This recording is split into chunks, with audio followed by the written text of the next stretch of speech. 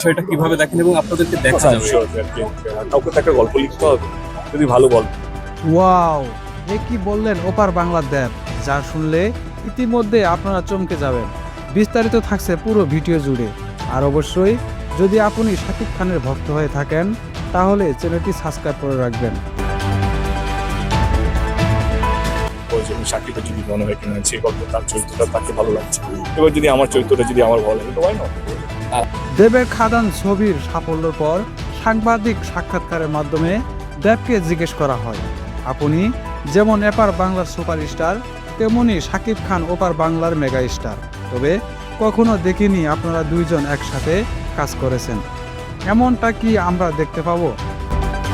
দেব উত্তরে জানান, শাকিব খানের সঙ্গে আমার কাজ করা অনেক ইচ্ছা, সেটা সম্ভব তখনই হবে, হয়তোবা যদি কেউ ভালো গল্প লেখেন এবং সেই গল্প যদি শাকিব খানের ইচ্ছা মতামত প্রকাশ করেন, সুতরাং সেই গল্পের সাথে আমারও যদি ক্যারেক্টার ম্যাচিং হয়ে যায় তাহলে সম্ভব।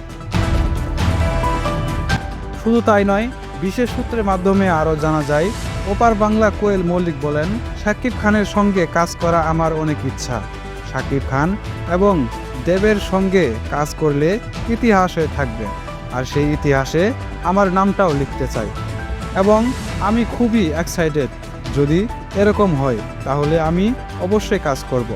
তো হ্যালো ভিউয়ার্স, আপনারা কি চান এই দুই সুপারস্টার একসঙ্গে কাজ করুক? তা অবশ্যই কমেন্ট করে জানাবেন।